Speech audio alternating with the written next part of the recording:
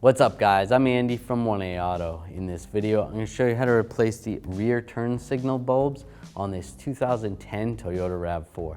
If you need parts for your vehicle, click the link in the description and head over to 1aauto.com. There's a cover right here. There's two little lock tabs right there.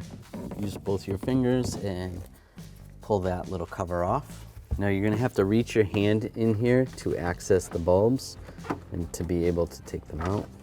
So you don't have to take this whole panel out to replace the light bulbs, but we just wanted to show you a clearer view for the video.